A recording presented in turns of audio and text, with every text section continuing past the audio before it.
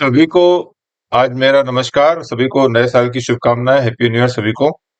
आज जो सब्जेक्ट पे मैं बात करने जा रहा हूं वो है payment of ex gratia lump sum compensation to families of railway employees.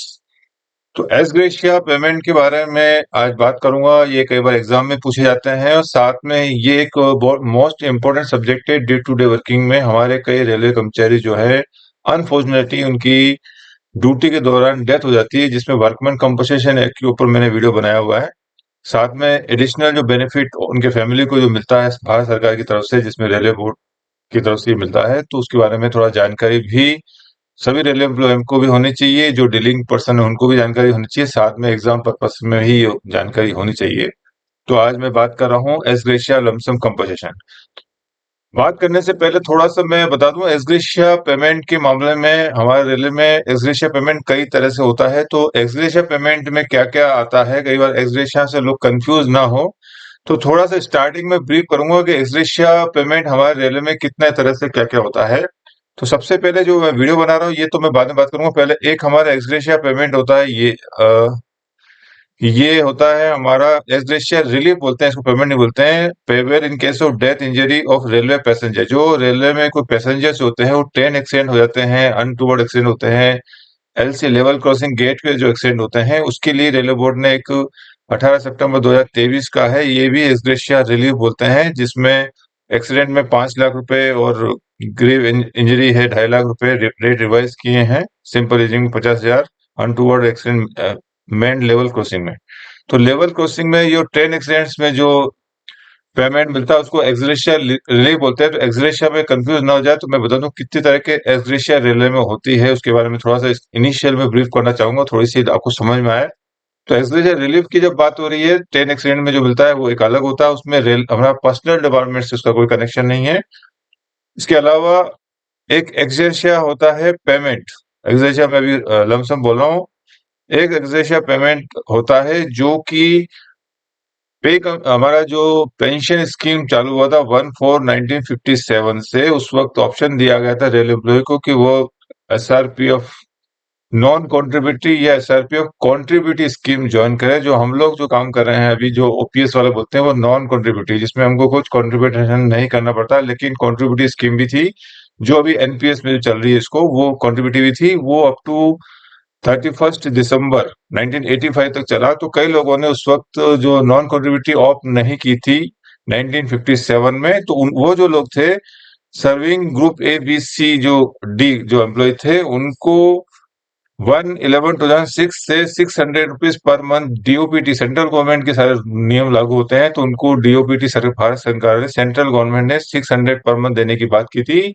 यहाँ रेलवे ने थोड़ा सा चेंजेस किए अपने रेलवे एम्प्लॉय के लिए। वहां उन्होंने रेलवे में ग्रुप एबीसी के लिए अमाउंट कर दिया है, ग्रुप डी के लिए 650, ग्रुप सी के लिए 750, और उसके ऊपर ग्रुप बी के लिए 1,000 रुपये और ग्रुप ए के लिए 3,000 रुपये पर मंथ, प्लस इनके ऊपर जो भी डीएनएस रिलीफ है, अभी रेट आप देख सकते हैं 412% है, और 1 जुलाई से 427। तो ये वो लोग, इसको भी एक्सग्रेशिया पेमेंट कहते हैं। ये होता है जस्ट है कि पेंशन होता है ये, लेकिन इसका नाम है एक्सग्रेशिया पेमेंट। जो लोगों ने एसआरपीएफ या पेंशन स्कीम जो है हमारी old pension scheme non contributive opt नहीं की थी बल्कि कॉन्ट्रीब्यूटिव ऑप्ट की थी, उनको ये पेंशन दे रहे हैं। इसके अलावा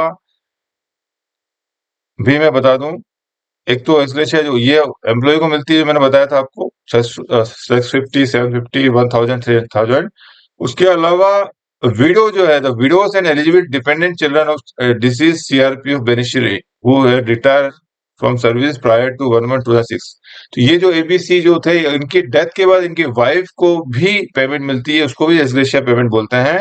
और वो उनका जो अमाउंट है वो 645 रुपीज पर मंथ है, फिक्स है इसमें। तो ये मैं आपको बता दूं। और एक और एक्सग्रेशिया पेंशन बोलते हैं जो 1/4/57 से पहले जो रिटायर हुए थे। तो 3 स्लैब है इसके अंदर भी।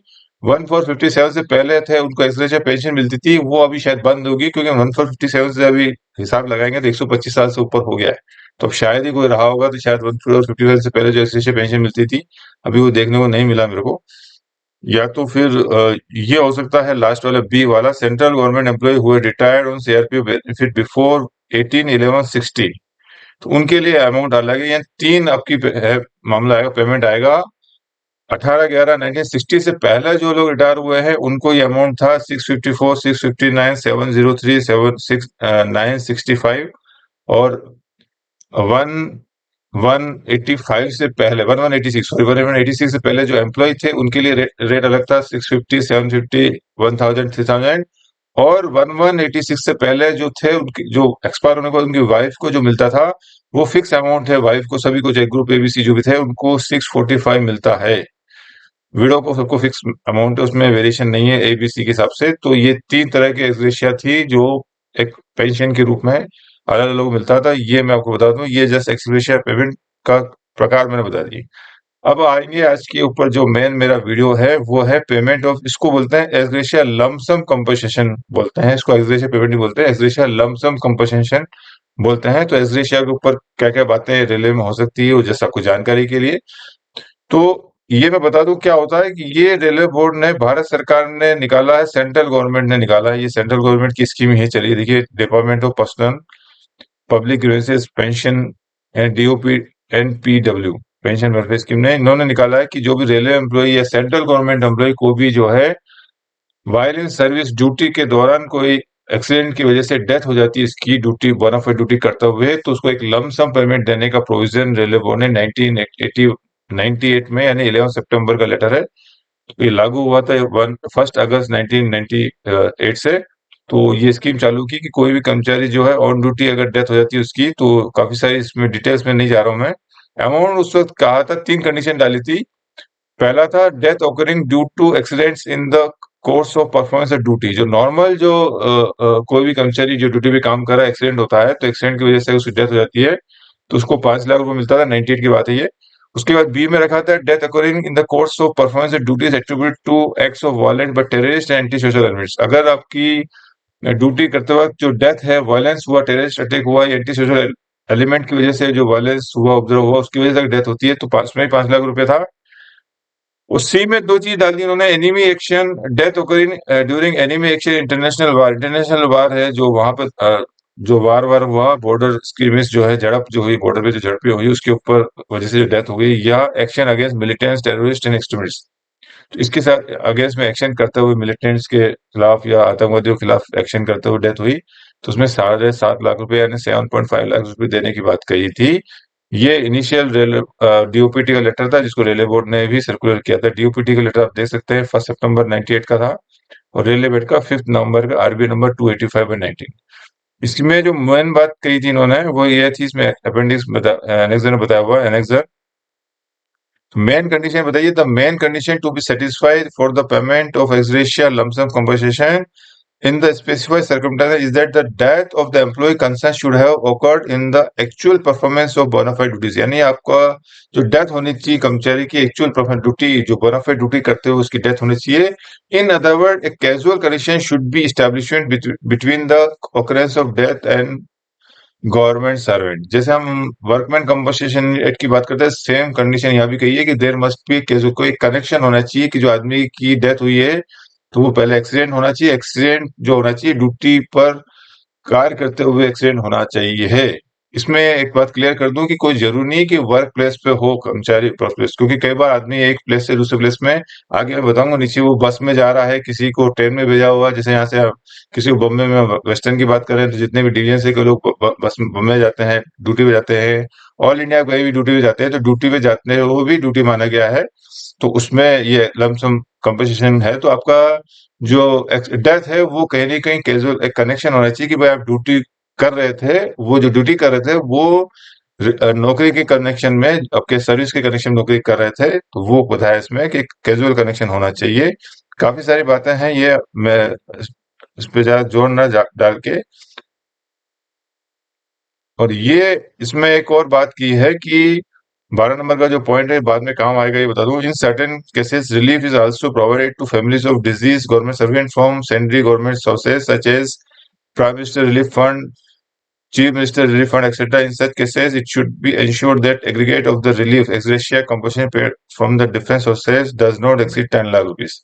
यानी इसमें कहा गया है कि कई बार कर्मचारी की जैसे ट्रेन एक्सीडेंट में डेथ हो गई है, वो ड्यूटी पे था तो उसको 5 लाख तो मिलेंगे, लेकिन कई बार प्राइम मिनिस्टर रिलीफ फंड में है या वर्कमैन कंपनसेशन एक्ट में पेमेंट मिलता है उसको, या चीफ मिनिस्टर रिलीफ या किसी तरह से अगर फंड मिलता है, तो उन सबको टोटल करके 10 लाख रुपए से ज्यादा नहीं होना चाहिए। ऑलरेडी अगर मिल गया है तो फिर नहीं मिलेगा, तो वो 10 लाख में से माइनस करके फिर लास्ट में उतना देते थे, ये इसका था। ये अभी मैं बता रहा हूँ, ये अभी हट गया है। मैं रेलवे सर्कुलर बताऊंगा। अभी कई लोग अभी कंफ्यूज होते हैं कि वर्कमैन कंपनसेशन एक्ट में जो पैसा मिलता है उसमें से माइनस करना है कि नहीं करना है, वो इश्यू आता है। तो अभी ये हट गया है, ये मैं आपको सर्कुलर आएगा उसमें बताऊंगा। तो फिलहाल तो जब पॉलिसी इंट्रोड्यूस की थी तब ये कहा गया था कि आपकी जो मैक्सिमम सीलिंग लिमिट है 10 लाख रुपए से अधिक नहीं होनी चाहिए। सभी प्रकार के जो आपके रिलीफ मिलते हैं उस सब रिलीफ को जोड़ के 10 लाख की लिमिट रखी गई थी 1998 में।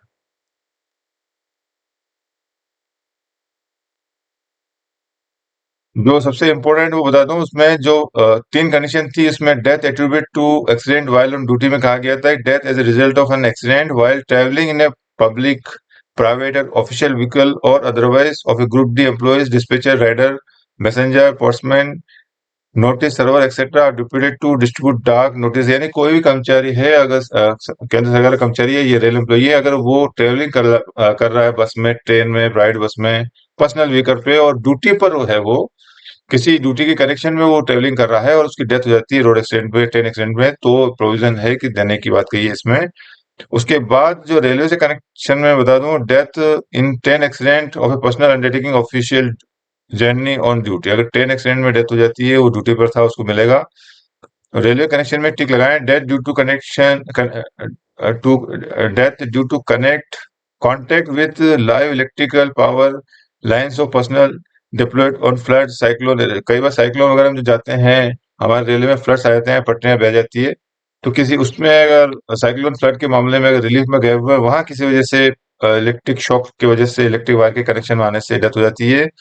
इसके बाद है death due to electrocution of a departmental employee engage in rectification of the defects in general and distribution of electricity. Electric department के कर्मचारी के ऊपर मैंने खुद ने भी देखा हुआ है कि वो रिस्टोरेशन करते हैं कि इलेक्ट्रिक फेलियर होता है, वो जाते हैं, इस दौरान अनफॉर्चुनेटली उनकी करंट लगने से भी मौत हो जाती है। ये तो मैंने खुद ने कई केसेस देखे हैं, तो उस मामले में भी इनको लमसम एक्सग्रेशिया लमसम पेमेंट मिलेगा। 9वें नंबर में बताया कि accident while engage in rectification of defects in machinery and equipment. इसके अलावा भी इलेक्ट्रिक के अलावा किसी भी मशीनरी जो रेलवे में अलग अलग तरह की मशीनरी चलती है या सेंट्रल गवर्नमेंट में कहीं भी मशीनरी चलती है और वो आप उसको ठीक करने जा रहे हैं, कोशिश कर रहे हैं, और उस दौरान दुर्घटना की डेथ हो जाती है, तो भी workman sorry ex gratia lump sum compensation मिलेगा आपको। और उसके बाद 10वां है death due to accidental explosion of boiler storage tank of information material chemist. तो बॉयलर वगैरह है, कोई भी ज्वलनशील पदार्थ है, वहां किसी वजह से एक्सप्लोजन हो गया, उसकी वजह से डेथ हो जाती है। और 11 नंबर में बताया हुआ है कि death due to fire accident, आग की गई घटना होगी, आप ट्रेन में चल रहे हैं, ट्रेन जल गई आपकी, या किसी ऑफिस में बैठे हैं, वो ऑफिस जल गया आपका, due to fire fighting staff engage fire fighting. Fire fighting staff है, अगर वो आग बुझाते हुए अगर उनकी डेथ हो जाती है, तो ये सारी बातें जो कही है, ऑन ड्यूटी अगर वो हैं और दुर्घटना के फलस्वरूप डेथ हो जाती है, तो 5 लाख रुपए मिलता है। उसके बाद बी में जो टेररिस्ट वाली बात की है, जो generally railway employ terrorist attack में जनरली नहीं आते, तो मैं इसको पीडीएफ अपलोड कर दूंगा, आप डिटेल में आप पढ़ सकते हैं। मुझे जस्ट ब्रीफ करना था कि ये एक्सग्रेशिया लमसम पेमेंट क्या होता है। तो जो मेन इसका उद्देश्य देने का कि कोई भी सेंट्रल गवर्नमेंट यानी केंद्र सरकार का कर्मचारी अगर वो ड्यूटी के दौरान किसी एक्सीडेंट में उसकी डेथ हो जाती है while performing bona fide official duty, then his family is entitled for ex gratia lump sum payment of amounting, at the time it was 5 lakh rupees, currently it is 25 rupees plus है, वो मैं आपको last amount बता दूंगा आपको। तो terrorist attack में मिलता है। इसके बाद सी जो पॉइंट था इसके अंदर लास्ट जो था, वो भी वार और बॉर्डर में जो भी झड़पें हुई उसके ऊपर था, टेररिस्ट अटैक वगैरह जो होते हैं उसके लिए सी था। ये मेन पॉलिसी थी। तो ये लागू कब से हुई थी मैं जरा बता दूं आपको इसमें।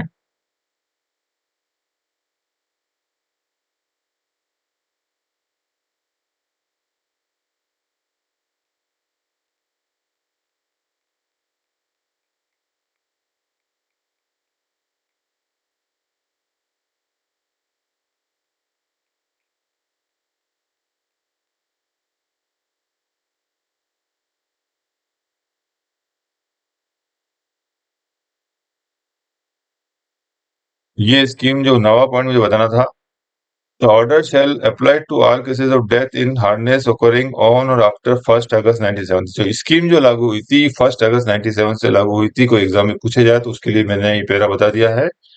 तो एग्रेशिया लमसम कंपनसेशन स्कीम कब से लागू हुआ है? तो 1 अगस्त 1997 से लागू हुआ है। उसके बाद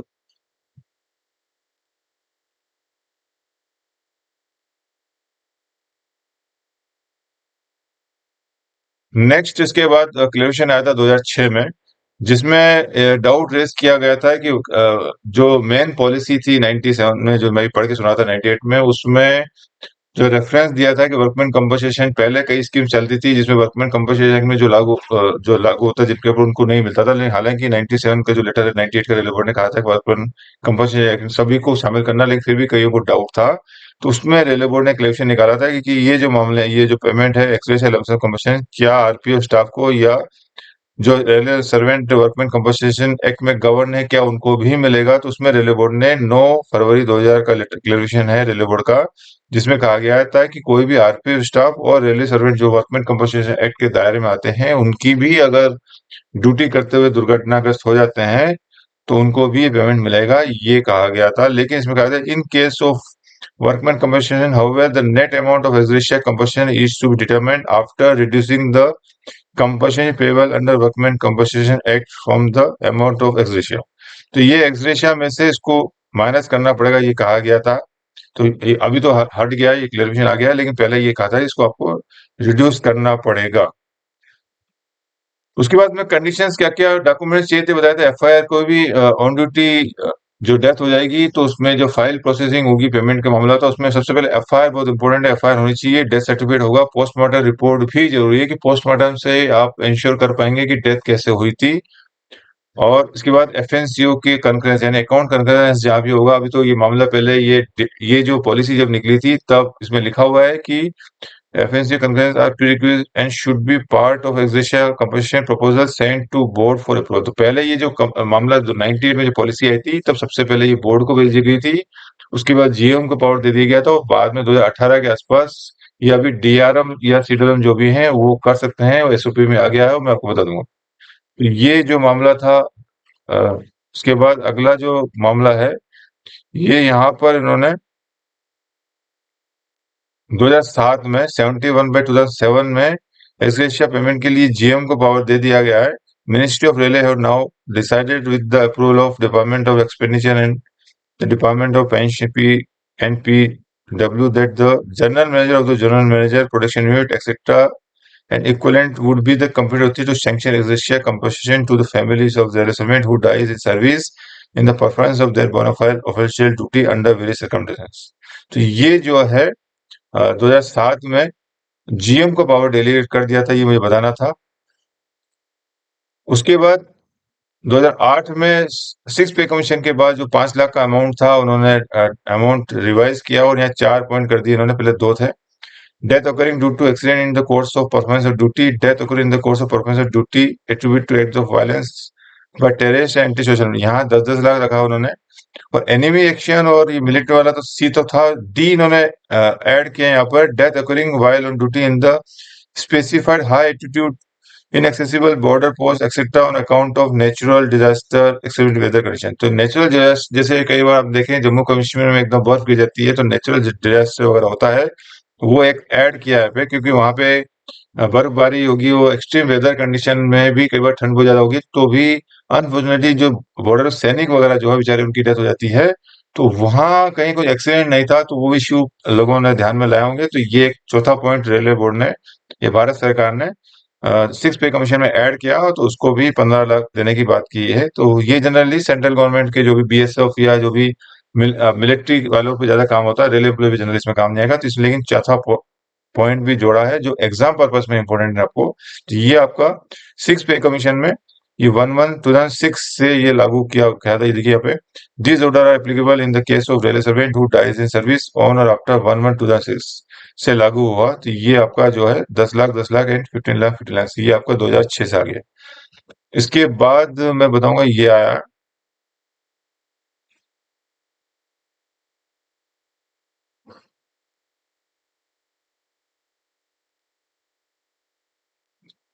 आरबीआई नंबर है 4/11। इसमें जो सीलिंग लिमिट पहले 10 लाख थी, तो 6 पे कमीशन के बाद ये सीलिंग 10 से बढ़ाकर उन्होंने 20 लाख कर दिया। तो पैरा 12 जो मैंने पढ़ के सुनाया था वो, ये पैरा जो 12 था इसमें,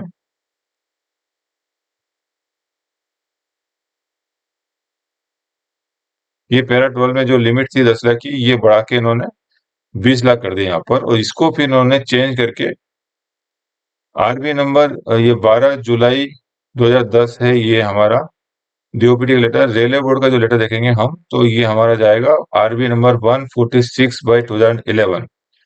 पहले 20 लाख किया, 2011 में 20 लाख किया था, ये मैं डेट बता दूं 11 में। जनवरी में इन्होंने 20 लाख किया था 4/11 से, और अक्टूबर में इन्होंने लिमिट हटा दी है क्योंकि सरकार ने लिमिट हटा दी थी। ये हम जाएंगे डीओपीटी के लेटर को उन्होंने निकाला है। The matter has been further reviewed and it has now been decided there will be no ceiling for grant of ex gratia lump sum compensation in terms of DOPT, जो DOP and PW का जो letter है, इसमें अभी limit हटा दी है। 12 number का जो क्लास था वही एक बार से हम मान सकते हैं कि डिलीट कर दिया। तो कई लोग मेरे से पूछ रहे थे, कुछ वेलफेयर इंस्पेक्टर, कि सर वर्कमैन कंपनसेशन एक्ट को पैसे को माइनस करना है कि नहीं करना है। तो पहले एक लिमिट थी, 20 लाख की लिमिट थी, और अभी ये 2011 से लिमिट हटा दी है, यानी कि अब एक्सग्रेशिया पेमेंट, और कोई भी कर्मचारी है अगर वर्कमैन कंपनसेशन एक्ट के तहत पैसा मिलता है तो वो भी उसको मिलेगा, पूरा पूरा अमाउंट मिलेगा जितना भी उसको मिलता है। साथ में अगर एक्सग्रेशिया लंप सम कंपनसेशन 25 लाख रुपए है तो वो भी मिलेगा, दोनों दोनों मिलेंगे विदाउट एनी रिडक्शन, ये रेलवे बोर्ड का लेटर आरबी 146/11 कहता है। इसके बाद अगली बात हम करेंगे, इसमें ये हमारा लेटर आया है 16 सेवंथ पे कमीशन की बात हम करेंगे। तो सेवंथ पे कमीशन में जो रेट है वो रिवाइज कर दिया है। पहला है death occurring due to accident in the course of performance of duty, सबसे पहले 5 लाख था, फिर 10 लाख किया 6 पे कमीशन में, यानी 1/1/2006 से। और 1/1/2016 से 25 लाख कर दिया है। Death in the course of performance of duties attribute to acts of violence by terrorist anti social elements, ये भी 25 लाख से। यहाँ सबसे पहले उन्होंने 5 लाख और 7.5 लाख रखा था, 7.5 लाख। के बाद उन्होंने 10 लाख और 15 लाख किया, दो रखा था उन्होंने। अब उन्होंने 3 अमाउंट किए हैं 2016 में। तो पहला है 25 लाख कर दिया है, फिर death occurring in the border extremist and action military and terrorist वाला जो CAD जो था, इसमें चौथा एक पांचवा भी बढ़ा दिया है। पहले 3 थे 98 के अंदर जो था 5 लाख था, वहां 3 रीजन बताए थे। फिर 6 पे कमीशन में 116 से 4 कर दिए थे, और अब 5 कर दिए हैं। पांचवा इन्होंने जो ऐड किया है, death occurring during enemy action, the war, and such warlike engagement which are specifically notified by the Ministry of Defense, and death occurring during evacuation of Indian nationals from the war zone in the foreign country। अभी recently Ukraine वाला जो मामला हुआ था, जिसमें लोगों को निकाला जा रहे थे इसमें, तो उसमें अगर किसी जैसे डेथ हो जाती थी, ये एक स्पेशल जो है 5 रीजन। तो सबसे बता दो, दोबारा मैं रिपीट कर रहा हूँ, 1998 में सिर्फ 3 रीजन थे ABC। उसके बाद फिर 6 पे कमीशन में 2006 से चौथा D जोड़ा गया, और 2016 से चौथा पांचवा कंडीशन में जोड़ा गया है कि युद्ध जैसी स्थिति होती है और वो डिक्लेयर करेगी, मिनिस्ट्री ऑफ डिफेंस डिक्लेयर करेगी ऐसे इस मामले में। तो ई के लिए ऑब्वियसली मिनिस्ट्री ऑफ डिफेंस का अप्रूवल आपको चाहिए, और ये जनरली मेरे ख्याल से रेलवे एम्प्लॉय के लिए जनरली जरूरत नहीं पड़ेगी। लेकिन एग्जाम पॉइंट ऑफ व्यू से भी आपको पांचों के पांचों याद करने पड़ेंगे, कुछ भी पूछा सकता है। तो जो अमाउंट है 25, 35 एंड 45 लैक्स। तो ई जो ऐड किया है उसमें अमाउंट 45 लाख देने की बात कही गई है। तो ये आपको पांचों के पांचों याद करना है, ये एग्जाम में कुछ भी कोई भी पूछा जाता है। और जैसे कि बताया कि ये जो अमाउंट है ये 1/1/2006 से लागू होती है। जनरली हर पे कमीशन में एक ऐड भी हो रहा है और अमाउंट भी बढ़ रहा है, और ये हमेशा कब से अगर लागू होने की बात होती है तो कंफ्यूज ना हो, पे कमीशन की डेट से ही लागू होते हैं। यानी जो 2006 था 1/1/2006 से लागू हुआ, और अब ये 2016 सेवंथ पे कमीशन 1/1/2016 से लागू हुआ। तो ये सारे जो अमाउंट है वो 1/1/2016 से लागू होंगे, ये कहा गया है। तो ये मुझे एक वीडियो बनाना था आज। उसके बाद अगली जो बात मुझे करनी थी MSCP, पहले GM की बात कर दी, इसके बाद ये जो मॉडल SOP बोर्ड से निकली है उसमें लिखा हुआ है to sanction ex gratia payment to the dependent of the rail employees who dies in performance of their bona fide official duty. तो इसमें DRM CWM को पावर दे दिया है, यानी DRM जो होंगे डिवीजन में, और वर्कशॉप में सीडीओ को पावर दे दिया गया है। GM has full power with the finance secretary. तो ये अब डीआरएम पहले जीएम के पास जाती थी, उससे पहले रेलवे बोर्ड को जाती थी इनिशियली जब 98 में पॉलिसी आई थी, फिर जीएम को दिया गया, और अभी डीआरएम सीडीओ को सैंक्शन कर सकते हैं।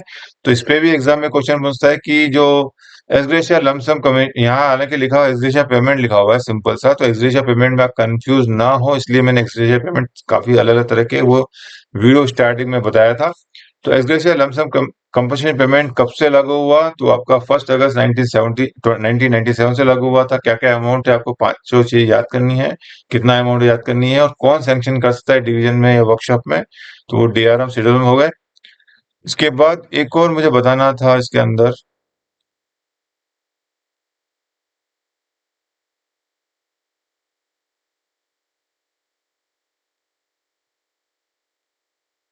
ये पेमेंट जो मिलता है 25 लाख रुपए, 25 लाख, 35 लाख, 45 लाख, ये क्या टैक्स इसके ऊपर लगेगा? ये इश्यू आता है, तो इसके ऊपर रेलवे बोर्ड ने एक आरबी निकाला है, आरबी नंबर 152/2010। इसमें कहा गया है कि taxability of lump sum compensation payment made gradually and by the way of compensation or otherwise to widow other legal heirs of an employee regarding. तो इसमें क्लेरिफिकेशन लिखा हुआ और इसमें कहा this issue has been examined by the board and it is clarified that any such lump sum payment will not be taxable as income under the aforesaid act। ये 2010 का है, करंट का मुझे मालूम नहीं है, लेकिन 2010 में क्लेरिफिकेशन आया था कि ये टैक्स, इस पर टैक्स नहीं लगेगा। ये आपका एक हो गया इश्यू। अब मैं अगला बता रहा था इसके अंदर,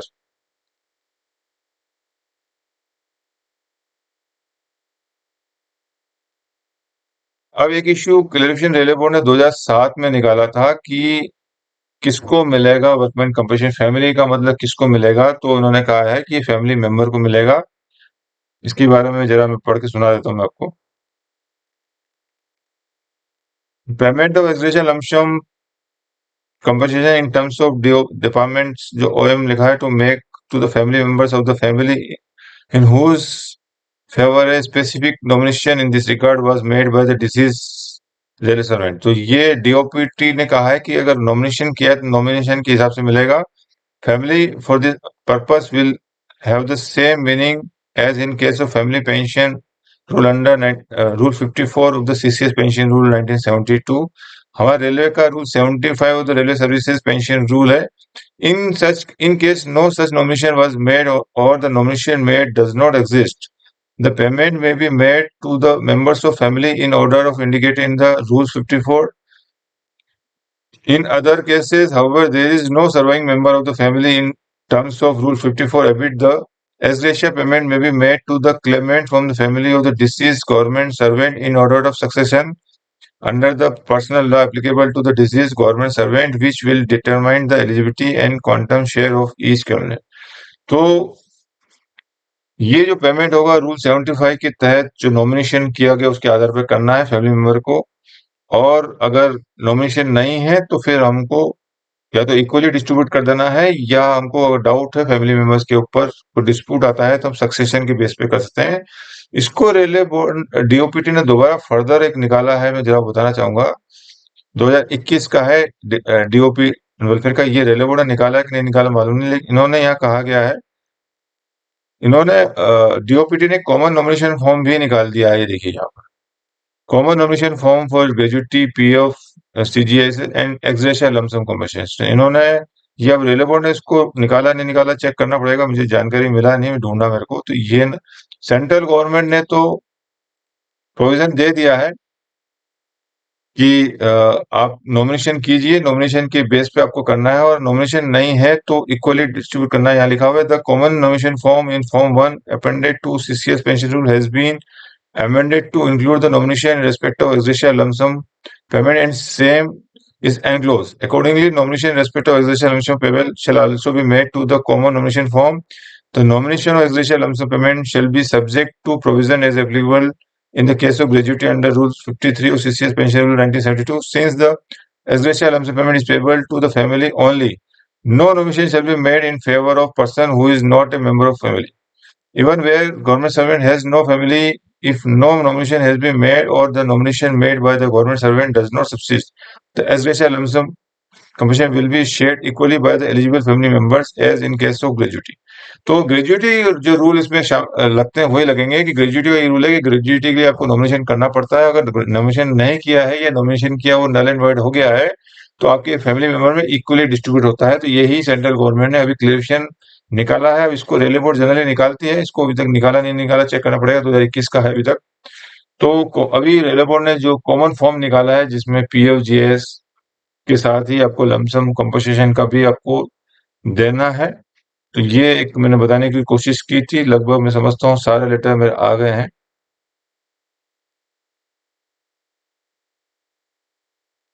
तो ये मैं उम्मीद करता हूँ आपको मेरा ये वीडियो लमसम कंपनसेशन के ऊपर मुझे बताने की कोशिश की थी मैंने।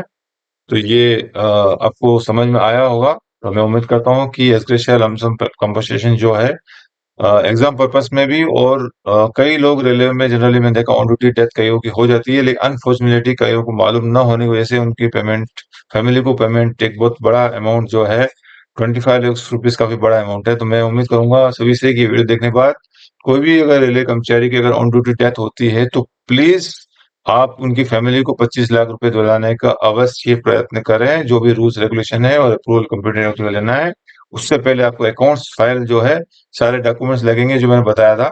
अकाउंट्स वेटिंग होगा, उसके बाद डीआरएम का अप्रूवल लेना है डिवीजन में और वर्कशॉप में सीडीएम का अप्रूवल लेना है।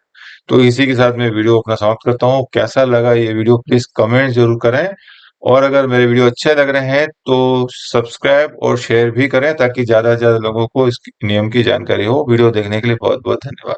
Thank you.